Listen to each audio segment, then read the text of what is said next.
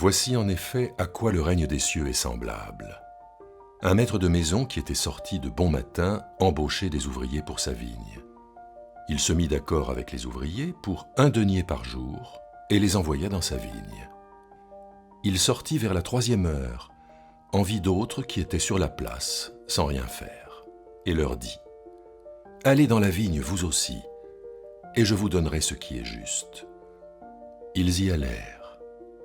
Il sortit encore vers la 6e, puis vers la 9e heure, et fit de même. Vers la 11e heure, il sortit encore, en trouva d'autres qui se tenaient là, et leur dit : « Pourquoi êtes-vous restés ici toute la journée sans rien faire ?» Ils lui répondirent : « C'est que personne ne nous a embauchés. »« Allez dans la vigne, vous aussi, » leur dit-il. Le soir venu, le maître de la vigne dit à son intendant : « Appelle les ouvriers et paye-leur leur salaire, en allant des derniers aux premiers. » Ceux de la 11e heure vinrent et reçurent chacun 1 denier. Les premiers vinrent ensuite, pensant recevoir davantage, mais ils reçurent eux aussi chacun 1 denier. En le recevant, ils se mirent à maugréer contre le maître de maison et dirent : « Ces derniers venus n'ont fait qu'1 heure et tu les traites à l'égal de nous, qui avons supporté le poids du jour et la chaleur ?» Il répondit à l'un d'eux : « Mon ami, je ne te fais pas de tort. Ne t'es-tu pas mis d'accord avec moi pour 1 denier ? Prends ce qui est à toi et va-t'en. Je veux donner à celui qui est le dernier autant qu'à toi. Ne m'est-il pas permis de faire de mes biens ce que je veux ? Ou bien verrais-tu d'un mauvais œil que je sois bon ? C'est ainsi que les derniers seront premiers, et les premiers derniers. » Donc cette parabole se termine avec cette parole qui dit « les derniers seront premiers et les premiers derniers ». Et c'est curieux parce que cette chute est exactement la conclusion aussi du passage qui précède, qui est la rencontre de Jésus avec le jeune homme riche. Comme si cette parabole des ouvriers de la 11e heure était sur le même écho, sur la même thématique que la rencontre avec le jeune homme riche, qui peut-être d'ailleurs peut l'éclairer. Mais donc venons-en à la parabole proprement dite, et on nous parle d'une vigne, et on nous parle de salaire. Alors, que pouvez-vous nous en dire, Michel ? Alors, il faut peut-être rappeler, mais c'est bien que ce soit une évidence, que l'agriculture, c'est la principale ressource de la Palestine. Dans les paraboles de Jésus revient souvent la moisson et la difficulté d'ailleurs de faire pousser le grain. On pense à la parabole du semeur. Et puis la vigne, on a l'impression que c'est un peu l'aristocratie de l'agriculture, c'est la richesse finalement de l'agriculture. Et c'est peut-être pas étonnant d'ailleurs si souvent la vigne est considérée comme un symbole du royaume de Dieu dans les paraboles de Jésus, d'Israël aussi, je pense à Isaïe. Oui, c'est ça, Israël comme une vigne. Hein, c'est Israël comme une vigne. Comparaison qu'on trouve souvent dans le Premier Testament. Oui, par exemple Isaïe 5. Hein. Voilà. Mon ami avait une vigne, etc. Voilà. D'ailleurs, c'est cité presque mot à mot dans l'Évangile, absolument. ce passage d'Isaïe, mais dans une autre parabole. Voilà. Et donc, le statut des journaliers ? Alors, le statut des journaliers, donc sont payés un denier, comme dit la parabole. Mais je pense d'ailleurs qu'il faudrait peut-être dire salariés plutôt qu'ouvriers, envoyés à la vigne. Oui, mais en fait, c'est des salariés journaliers, c'est-à-dire qu'ils sont payés journaliers, à la journée. Voilà, oui, tout à fait. Quand ils travaillent, ils sont payés. Quand ils ne travaillent pas, ils ne sont pas payés. Enfin, je dirais, voilà. C'est quand même un statut très, très précaire. Ou même quand ils travaillent, oui, ils ne sont parfois pas payés. Je pense à l'épître de Jacques. Le salaire des ouvriers que vous n'aurez pas versé crie vers le ciel, et le ciel a entendu ces cris. Je m'étais amusé à donner ça en version latine à des petits séminaristes qui se disaient « mais quel est ce révolutionnaire qui en plus parle latin ?» ce qui aggrave nettement son cas. Donc c'est vraiment ça, je crois, le cœur de la parabole, le salaire. Oui, mais c'est ça. Et le cœur de la parabole, c'est comme c'est l'histoire de ces hommes qui, au petit matin, sont sur une place et attendent qu'on les embauche, et que si personne ne les embauche, ils n'ont pas de salaire et ils ne mangent pas. Enfin, il y a quand même derrière cette parabole une réalité sociale assez douloureuse. Tout à fait, oui. Bon, alors donc, le propriétaire arrive et embauche les personnes, bon, d'abord à la première heure. Voilà, ça c'est important, l'histoire des heures, hein, Oui. parce qu'effectivement, enfin, à l'image d'ailleurs des Gréco-latins, hein, à l'époque de Jésus, on découpait, si je puis dire, le jour, hein, en 12 heures, et puis la nuit, effectivement, en 12 heures, enfin les fameuses veilles de la nuit. Hein, et donc, le mot revient sans arrêt dans la parabole. Hein, il sortit à la première heure, donc à l'aube, vers 6 heures du matin, par là, à la 3e heure, vers 9 heures, à la 6e heure, vers midi, etc., jusqu'à la 11e heure, vers 17-18 heures. Donc ça veut dire que la journée de travail, c'était une journée de 12 heures à cette époque-là. Oui, et puis ça signifie aussi quand même une espèce d'universalité. Il veut vraiment inviter les ouvriers, tous les ouvriers possibles et imaginables, pourrait-on dire. C'est ça, parce que ce qui est assez curieux dans cette parabole, c'est que quand il revient un peu plus tard, et qu'il embauche les ouvriers à la 3e, 6e et 9e heure, il ne les fait pas, nous dit-on, parce qu'il y aurait plus de travail, mais il le fait parce qu'ils sont là et qu'ils n'ont rien à faire. Hein, il sortit et vit d'autres qui étaient sur place sans rien faire. C'est une économie très humaniste, finalement. C'est ça. Et que ce qui est important, c'est d'exhortation à donner du travail à ceux qui ne font rien. Oui, on peut comprendre comme ça, oui. Et que donc, est-ce que cette parabole parle du chômage? D'une certaine manière, oui. C'est-à-dire, finalement, il y a deux philosophies économiques qui s'opposent dans la parabole.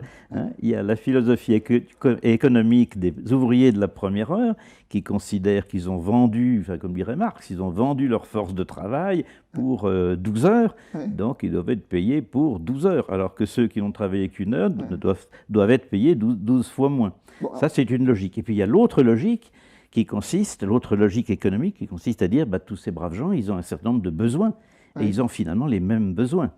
C'est renversé. Enfin, je ne sais pas s'il faut chercher une philosophie économique dans l'Évangile, mais c'est une toute autre façon de voir les choses, évidemment. C'est-à-dire que le salaire ne correspond pas à un travail, mais correspond à ce dont on a besoin pour vivre, quoi. Oui, c'est une économie humaniste, finalement. Mais là, il me semble que ça c'est un vrai message, y compris pour notre temps. Enfin, je veux dire, pour notre temps, que normalement, le salaire qu'on doit verser, enfin, selon cette parabole, n'est pas proportionnel à ce que je fais, mais proportionnel à ce dont j'ai besoin. Et normalement, on devrait... Le juste salaire, c'est le salaire qui permet à une personne de vivre de façon décente. Oui. Dans l'hypothèse où il faut chercher dans la parabole une économie, ce qui est un autre problème. Parce qu'il y a quand même toute une symbolique qui est différente, et c'est peut-être ça qui est plus important. Mais chaque parabole a plusieurs portes d'entrée. À plusieurs lectures, oui, c'est sûr. La chute de cette parabole-là, quand le maître dit vois-tu d'un mauvais œil que je sois bon? Et finalement, est-ce que c'est pas là que réside le message de cette histoire? Puis je voudrais revenir une phrase en arrière, il murmurait. Je crois que le verbe est intéressant parce que c'est finalement le même verbe qui apparaît par exemple dans l'Exode quand le peuple râle un bon coup contre Moïse ou contre Dieu. Il murmurait. Et ça permet de ne pas oublier que finalement le maître de maison, symboliquement, c'est Dieu dont on parle. Ouais. Alors c'est intéressant aussi l'histoire du regard, et ça m'a rappelé un passage du livre de Samuel où Saül est très en colère parce que le peuple dit plus de bien de David que de lui. Et alors le texte dit, à partir de ce moment-là, il se mit à le regarder d'un mauvais œil. On me dirait aujourd'hui, il se mit à le regarder de travers. Hein, et ça peut aussi faire penser au sermon sur la montagne. Hein, si ton œil si ton œil est bon, alors c'est intéressant parce que c'est pur, unifié, le etc. mauvais œil ou le bon œil. Voilà, et le mauvais œil, il regarde un peu de travers. Hein. Il est peut-être trop centré sur lui-même et pas assez sur l'autre ou sur Dieu. Voilà, et il me semble que c'est effectivement ce décalage, ce décentrement qu'on trouve sur la parabole, où d'une certaine façon, mais toi, tu as eu ce sur quoi on était convenu. On était d'accord. On était d'accord. Et en quoi est-ce que ma générosité te gêne-t-elle? Et il me semble que là, il y a la question, mais il y a une question très, très humaine que nous ressentons tous très profondément en nous, qui est la question de l'injustice, et qu'on supporte mal que l'autre soit mieux traité que nous. Oui. Mais pourquoi le supportons-nous mal? Peut-être Parce que nous avons mauvais œil, justement. oui, parce que notre œil nous regarde nous-mêmes au lieu de regarder l'autre. C'est que nous ne pouvons pas nous empêcher d'être dans la comparaison. Tout à fait, exactement. Et dans la comparaison, effectivement, si on est dans l'objet de la comparaison, cette parabole est scandaleuse. Cette parabole n'est pas juste au sens de notre compréhension de la justice. Oui. Et alors, et son message nous invite justement à nous décaler et à sortir de la logique de la comparaison pour entrer dans la registre de la reconnaissance Oui, moi je dirais même tout simplement de l'amitié, c'est-à-dire arriver à se réjouir de ce qui arrive de bien à l'autre, surtout si soi-même on ne le ressent pas. Souvent, ça c'est considéré comme étant un des sommets de la bienveillance, c'est arriver effectivement à se réjouir de la bénédiction de l'autre. Et d'habitude, quand l'autre est l'objet d'une bénédiction, notre attitude première est plutôt de la jalousie. Hein. Pourquoi lui et pourquoi pas moi et pourquoi moi je n'ai pas pareil, et que cette parabole nous décale et nous conduit à être plutôt être capable de nous réjouir du bien qui arrive à l'autre, ce qui est probablement quelque chose de très difficile. Tout à fait, oui. Parce que finalement, aussi un autre texte, un autre thème qui parcourt cette parabole, c'est le thème de la comparaison, on a dit tout à l'heure, le thème de la convoitise. Hein. La convoitise, c'est très important. Dans la dernière des 10 paroles, dit « tu ne convoiteras pas oui. ». Hein. Et donc, de se dire, sortir de l'économie de la convoitise. Souvent, moi j'aime bien évoquer ça avec l'histoire de Caïn et Abel. Hein. Caïn et Abel en disant que Caïn est très attristé parce que son offrande n'est pas reconnue alors que celle d'Abel est acceptée. Mais est-ce que si son offrande n'avait pas été acceptée et que celle d'Abel n'avait pas été acceptée non plus, il n'aurait pas été jaloux, il ne serait rien passé. Nous sommes à égalité. Nous sommes à égalité. Et ce qui le met en colère, en fureur et qui le conduit à être meurtrier, ce n'est pas que lui est mal et soit maltraité, mais c'est que lui n'a pas été accepté, alors que son frère l'a été. C'est-à-dire que c'est la bénédiction du frère qui est difficile à accepter. Moi, j'aime beaucoup comme illustration ce proverbe qui dit la jalousie ou la convoitise est la carie des os. C'est un proverbe, hein, la jalousie est la carie des os. Et c'est vrai que dans la notion de carie, il y a quelque chose qui creuse, ça ronge de l'intérieur, qui nous mange de l'intérieur. Et c'est sûr que si on veut s'inscrire dans la comparaison, alors on sera toujours miné, rongé de l'intérieur, parce qu'on trouvera toujours quelqu'un qui est plus privilégié que nous, et qui est plus, et qui est plus béni que nous, et qui est plus avantagé que nous, et que le message de cette parabole, mais qui est le message de la spiritualité, c'est d'arriver à sortir de cette logique de la comparaison, et en sachant que c'est particulièrement difficile. Qui sont les derniers? Je crois que c'est ça le problème qui se pose là-dedans. Qui sont les derniers? Les ouvriers de la 11e heure. Oui, et effectivement, parce que la parabole se termine, hein, les derniers seront premiers, les premiers derniers. C'est le refrain d'ailleurs, puisque ça apparaissait juste avant la parabole aussi. Oui, alors qui sont les derniers? Qui sont les derniers? Alors évidemment, on peut comprendre, ce sont les païens qui sont arrivés après, alors que les braves juifs se sont échinés si longtemps à observer la loi, etc. Mais je ne suis pas sûr qu'il faille comprendre dernier au sens chronologique. Peut-être faut-il le comprendre aussi en termes de mérite. Hein. Ceux qui ont le moins de mérite, ce sont ceux-là. D'ailleurs, je crois que c'est très lié dans l'Évangile, parce que souvent, on voit le souci qu'ont les uns ou les autres d'être bien placés au cours du banquet, hein, être à la place d'honneur, etc. Et Jésus dit, mais non, mettez-vous à la dernière place, et puis on vous dira de monter, de vous approcher du maître.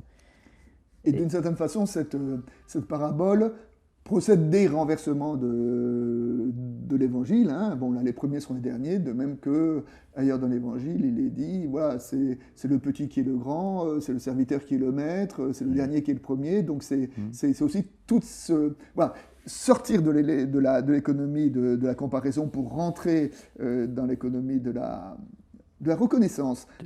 Et de la reconnaissance, à tous les sens du mot d'ailleurs. Voilà, reconnaître la valeur de l'autre et puis lui être reconnaissant, lui dire merci de ce qu'il est finalement.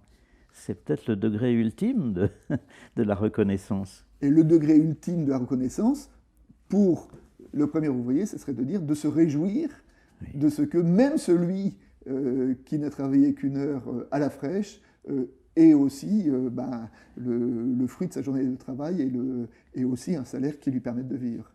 Allons boire un coup ensemble, puisque tu as eu un bon salaire pour le travail que tu as fait aujourd'hui. Ah bon, on pourrait conclure la parabole de cette façon. Allons boire un coup ensemble.